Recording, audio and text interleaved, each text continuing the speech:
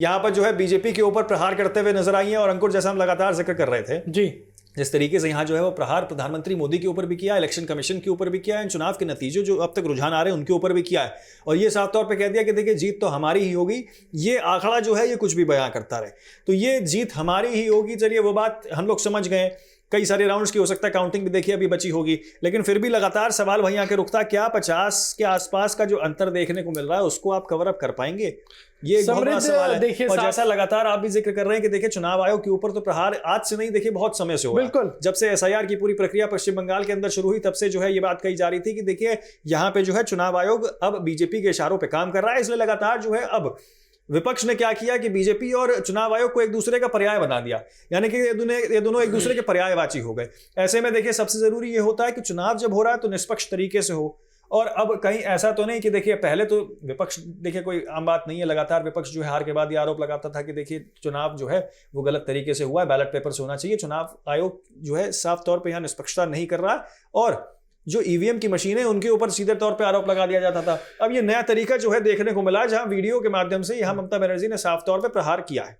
समृद्ध, सीधे तौर पर अगर ये समझे तो कितने विपक्षी पार्टियां हैं। चलिए, तृणमूल कांग्रेस तो अब आई है, मतलब अब उसने तृणमूल कांग्रेस ने बात उठाया यहाँ पर ईवीएम का, लेकिन समाजवादी पार्टी कहिए, कांग्रेस कहिए, आम आदमी पार्टी कहिए, ये सब लोग इलेक्शन कमीशन, सीबीआई, ईडी को लेकर तो बीजेपी के साथ इन लोग को जोड़ भाग करते ही रहते हैं, घेराव करते ही रहते हैं। यानी यूं समझिए कि ममता बनर्जी अगर ये चुनाव हारती हैं तो इसका दोष जो है वो किसको मढ़ा जाएगा? वो चुनाव आयोग को इसका दोष दिया जाएगा। इसका दोष किसको दिया जाएगा? बीजेपी को इसका दोष दिया जाएगा। हालांकि ये रुख सीधा बंगाल की जनता का दिख रहा है, ये तस्वीरें ये बंगाल से है समृद्ध, लेकिन शायद ममता बनर्जी को ये तस्वीरें नहीं दिखाई पड़ रही, वहां के लोग नहीं दिखाई पड़ रहे। लेकिन देखिए बात ये है कि आखिरकार ममता बनर्जी का जो भी बयान सामने आया है उसके बाद आपको बता दें किस तरीके से यहाँ जो है अब बीजेपी कार्यकर्ताओं में भी काफी ज्यादा आक्रोश जो है वो देखने को मिला। तस्वीरों के माध्यम से आपको दिखा रहे हैं जो सामने निकल के आ रही है, जहां पे जो है अब यहाँ ममता बनर्जी के घर के बाहर बीजेपी के तमाम कार्यकर्ता भी जो है इकट्ठे हो गए हैं, और अब आक्रोशित जैसा माहौल जो है वो देखने को मिल रहा है। तनाव की स्थिति जो है वो पश्चिम बंगाल के अंदर अब देखिए अंकुर साफ तौर पर दिखाई देते हुए नजर आ रही है। जो तस्वीरें हम दिखा रहे हैं यहाँ पे देखिए साफ तौर पर अब जो है चीजें उग्र होती हुई नजर आ रही है। जो आरोप यहाँ पर टीएमसी बीजेपी के ऊपर लगाती थी, क्या बीजेपी अब उसी राह पे चल दे रही है? ये एक बहुत बड़ा सवाल है, क्योंकि यहाँ देखिए नारे लगाते हुए जो है टीएमसी कार्यकर्ता, माफ कीजिए बीजेपी कार्यकर्ता टीएमसी के ऑफिस और ममता बनर्जी के घर के बाहर जो है वो नजर आ रहे हैं।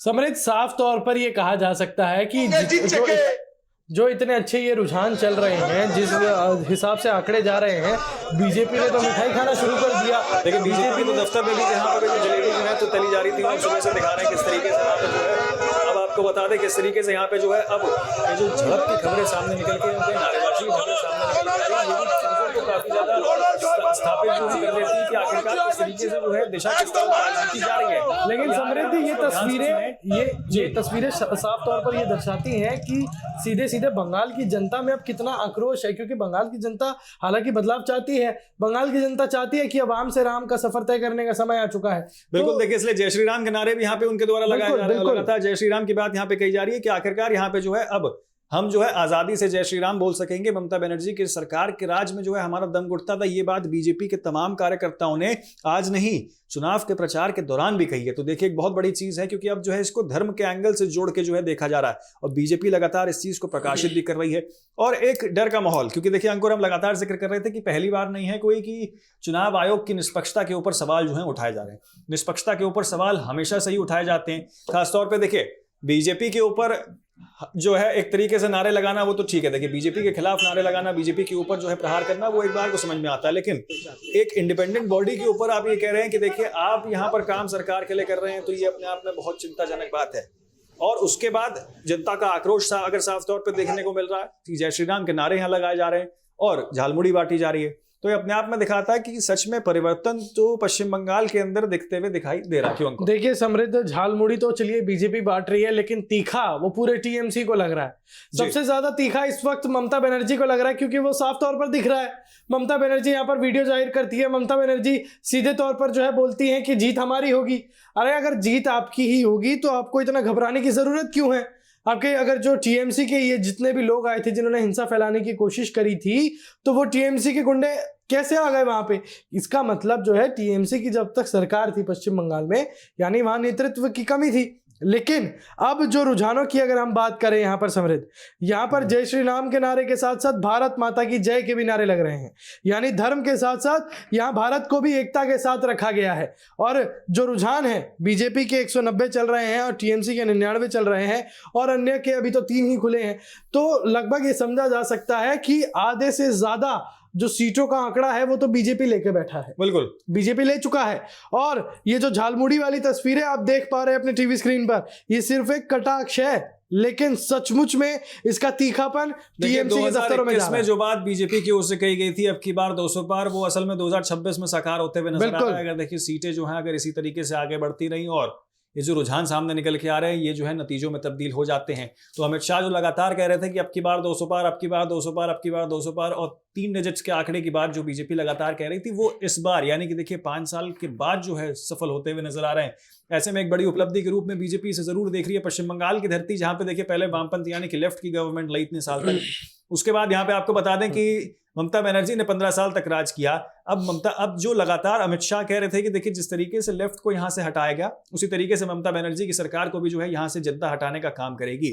और जिस तरीके से आक्रोशित जनता दिख रही है, जैसे नारे जनता यहां लगाते हुए नजर आ रही है और जिस तरीके से उत्साह जो है और एक खुशी की लहर जो है वो बीजेपी के कार्यकर्ताओं में दिखते हुए नजर आ रही है, तो इस चीज का संकेत साफ तौर पर दिख रहा है। और सबसे जरूरी अंकुर जो लगातार हम कह रहे हैं कि देखिए जो अंतर आंकड़ों का दिख रहा है, तो क्या सच में जो है वो अंतर को पार कर पाएंगे टीएमसी वाले, या बीजेपी की सीट अभी और गिरती है और टीएमसी की सीट और बढ़ती है? क्या बहुमत के आंकड़े के इर्द गिर्द अब चीजें दिखते हुए नजर आएंगी? इस पे जो है सभी की निगाहें फिलहाल टिकी हुई, क्योंकि देखिए लमसम आप ये मान के चलिए 90 सीटों का अंतर जो है वो साफ तौर पे दिखाई दे रहा है दोनों पार्टियों के बीच। ये इस समृद्ध कम से कम 90 सीटों का तो अंतर है ही, लेकिन ये टीएमसी के लिए ये समझिए कि ये लोग चीटी हो गए और पहाड़ का अंतर हो गया। बिल्कुल, क्योंकि 100 सीटों का लगभग 90 से 100 सीटों का अंतर अब जो है पार करना, क्योंकि अब कुछ ही समय में जो यहाँ पर निष्कर्ष निकल कर आएगा उसमें साफ तौर पर चलिए, ये तो सबसे पहली बात है कि पता लग जाएगा। ममता बनर्जी कह रही है कि हम जीतेंगे, बीजेपी कह रही है कि हम बहुमत में आएंगे। कौन बहुमत में आएगा, कौन रुकेगा, कौन जाएगा, वो तो चलिए थोड़ी देर में पता लग ही जाएगा। लेकिन अगर हम इन रुझानों की बात करें, अगर इन रुझानों के हिसाब से चलते हैं तो टीएमसी को काफी जद्दोजहद करनी पड़ेगी और ये उम्मीद है कि जद्दोजहद के बाद भी ये आंकड़े पर नहीं पहुंच सकती टीएमसी। बीजेपी की जो जीत है वो कहीं ना कहीं पक्की नजर आ रही है। इन रुझानों के हिसाब से अगर जाएं तो बीजेपी की जीत पक्की नजर आ रही है। क्यों? क्योंकि पहला रुझान बीजेपी के रुख में है, दूसरा जो ये हिंसा देखने को मिल रही है, जो ये हिंसा बंगाल में इस वक्त देखने को मिल रही है, ये भी कहीं ना कहीं बीजेपी के पक्ष में जा रहा है। तीसरा, झालमुरी बीजेपी के दफ्तरों में बनाई जा रही है लेकिन तीखा टीएमसी के दफ्तरों में लग रहा है, ये भी कहीं ना कहीं बीजेपी की जीत करने वाली चीज देखिए यहाँ ये भी है कि झालमुड़ी और तीखे मिर्ची और मिठाई की आपने जिक्र किया, तो बीजेपी के दफ्तरों में तो उत्साह जैसा माहौल जरूर देखने को मिल रहा है, लेकिन सन्नाटा परसा हुआ टीएमसी के दफ्तरों में भी नजर आ रहा है। तो जब आपके कार्यकर्ता ही इतने उत्साहित नहीं है और वो पहले ही हार मान चुके हैं, तो मुख्यमंत्री किस बात का जोश जो है वो अपने कार्यकर्ताओं में भरना चाह रही है? बिल्कुल सही बात है। बीजेपी तो शुरुआत से कहती आई है कि हम जीतेंगे, टीएमसी भी कहती आई हम जीतेंगे। कल तक टीएमसी ने बोला कि हम जीतेंगे, आज ममता बनर्जी कह रही है कि हम जीतेंगे। अगर टीएमसी जीत रही है, टीएमसी को भरोसा है कि वो जीतेगी, तो उनके दफ्तरों के बाहर सन्नाटा किस बात का है? उनके दफ्तरों के बाहर कोई हलचल क्यों नहीं है? बीजेपी के कार्यालयों के बाहर तो ढोल नगाड़े बज रहे हैं, मिठाइयां बांटी जा रही है, मिठाइयां खाई जा रही है। बंगाल में तो बाकायदा लोग यहाँ पर रंग से होली खेल रहे हैं। लेकिन टीएमसी के दफ्तरों के बाहर जो सन्नाटा है वो साफ तौर पर ये जाहिर कर रहा है कि टीएमसी को घबराहट तो है। नहीं, टीएमसी को शायद शुरू से घबराहट हो गई थी, देखिए सरकार तो नहीं बनने वाली है, इसलिए बीजेपी ने सुबह से ही ढोल नगाड़ों के साथ जो है शुरुआत अपनी कर दी थी। लेकिन शायद टीएमसी को इस चीज का आलम था कि हमारी सरकार नहीं बनने वाली है, इसलिए जो है हम जो है घर पे अंदर बैठ के और वहीं से बयानबाजियां जो हैं वो वीडियो कॉन्फ्रेंसिंग के जरिए और वीडियो के जरिए जो है संदेश अपना जनता तक पहुंचा देंगे। क्योंकि देखिए अब आक्रोशित तो जनता जरूर हो गई है, घरों से बाहर निकल रही है और इस चीज का जिक्र कर रही है कि देखिए अब जो है ये आजादी की लड़ाई से जोड़ के इसको बीजेपी देख रही है और साफ तौर पर कह रही है कि देखिए अब जो है जनता आजाद हो गई है पश्चिम बंगाल की, अपने लिए जो है वो सही और गलत का फैसला कर सकती है। तो बीजेपी यहाँ पे जो है अब इसको अस्तित्व से भी जोड़ के देख रही है और अस्तित्व की लड़ाई यहाँ पे जो है पश्चिम बंगाल के अंदर ममता बनर्जी के लिए भी जो है खड़ी हो रही है। क्या अब जो है भगवा कहे जाने वाली भाजपा की सरकार जो है वो प्रवेश कर जाएगी पश्चिम बंगाल के अंदर? तो सबसे बड़ा सवाल यही है कि आखिरकार अब मुख्यमंत्री कौन होगा? अब मुख्यमंत्री चेहरे को लेकर भी जो है खींचतान अब राजनीति में दिखते हुए नजर आ सकती है। लेकिन कुल मिला के अंकुर देखिए अगर सारे चीजों को देखा जाए यानी कि सर्कमस्टांसेस को देखा जाए पश्चिम बंगाल के अंदर, तो ये वैसे ही दिखते हुए नजर आ रहा है जैसे दिल्ली में दिखा था अरविंद केजरीवाल के साथ हुआ था। बिल्कुल, अरविंद केजरीवाल के भी तमाम ऐसे मंत्री थे, तमाम ऐसे लोग थे, तमाम ऐसे वरिष्ठ और गद्दावर कहे जाने वाले प्राइम फेस नेता थे जो अपनी कुर्सी हार चुके थे, जिसमें खुद अरविंद केजरीवाल भी शामिल थे। बिल्कुल। देखिए समृद्ध, शामिल थे। ऐसे में यहाँ पे भी 33 में से अगर 13 मंत्री ऐसे हैं जो पीछे चल रहे हैं, तो ये उनके लिए भी चिंता का विषय है और ममता बनर्जी के लिए भी चिंता का विषय है। देखिए समृद्ध, आपने एक बहुत बेहतरीन सवाल पूछा यहाँ पर कि बंगाल का मुख्यमंत्री बनेगा कौन, लेकिन ये बात याद रखने वाली है कि बीजेपी इस मामले में माहिर है। क्योंकि बात करें दिल्ली की, दिल्ली के जब चुनाव हुए थे तब भी मुख्यमंत्री का नाम नहीं बताया गया था। उसके जब चुनाव बीजेपी जीत जाती है उसके बाद मुख्यमंत्री बताया जाता है। बात करें बिहार की, जब नीतीश कुमार ने इस्तीफा दिया उसके बाद जो है बीजेपी ने जो किया, बीजेपी ने साफ तौर पर सम्राट चौधरी को यहां पर आगे किया गया, एनडीए के मत के द्वारा आगे किया गया, यानी कि नीतीश कुमार और बीजेपी का आपसी मत था, उसके बाद सम्राट चौधरी को आगे किया गया। तो यहां पर भी बंगाल में इसी चीज का इंतजार हो रहा है। बंगाल की जनता को उत्सुकता है कि अगर बीजेपी आती है, बीजेपी जीतती है, तो उनका मुख्यमंत्री आखिर बनेगा तो बनेगा कौन।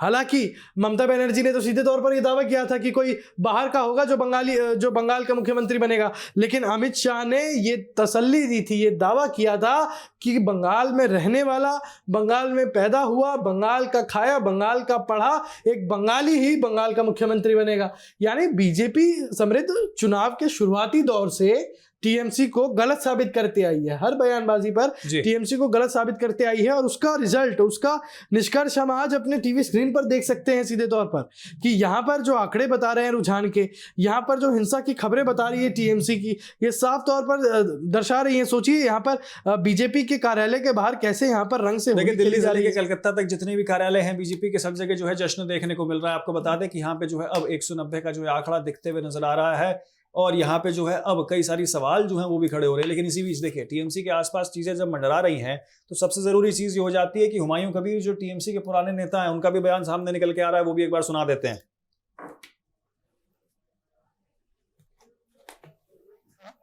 ममता बनर्जी को जो 3 बार मुख्यमंत्री बन के उनको भतीजा को इतना पावर छोड़ दिया, लोगों को इतना धोखाधड़ी किया, लोगों को साथ इतना पैसा लूटा, वो ब्रिटिश को जो पैसा लूटने गया 100 से 200 साल तक, और उनको 15 साल में उनको छोड़ किया। अब तो आज का दिन में बंगाल का मनुष्य को बधाई दूंगा जो टीएमसी को लूटने वाला को अच्छा जवाब दे दिया। काटने से तृणमूल 3rd पोजीशन में है, तो क्या बोलेंगे? क्या बोलूंगी, मेरा हक है राजनीति करने का, ममता बनर्जी को हक है राजनीति करने का। वो जो गलत काम में जुड़ा हुआ है, जो भ्रष्टाचार में ज्यादा से ज्यादा डूब गया, उनका जवाब मिल गया। उनका दोनों सीट में बहुत सारे वोट में गया है, तो क्या बोलेंगे? नहीं तो दोनों सीट जीतेंगे जीतेंगे जीतेंगे, पहले से ही बोला। आज भी आप 3 बजने दीजिए, दोनों का ही सर्टिफिकेट मैं लूंगा, बाद में मैं घर जाऊंगा। कौन से इलेक्शन में आप रहेंगे वो बाद में सोचेंगे, लोगों को साथ बैठ के आलोचना करके। মুর্শিদাবাদে টোটাল কতগুলো সিট দিয়েছিলেন আপনারা? মুর্শিদাবাদে আচ্ছা, এখন পর্যন্ত আমি তো 2টো জিতছি, আরো কম বেশি খবর পাচ্ছি না, কেউ কেউ কন্টেস্টে আছে, কি হয় দেখুন না। আচ্ছা, এই যে নওদার যে হাবিব মাস্টার, কি বলবেন? কি বলবো, এদের যোগ্য জবাব পেয়েছে। এরা তো মানুষের উপরে অঘোষিত মস্তানি করে, রংবাজি করে, দাদাগিরি করে, এইসব লোকের দুর্ব্যবহারের জন্যই তো আজকে মমতা ব্যানার্জির দলের এই অবস্থা।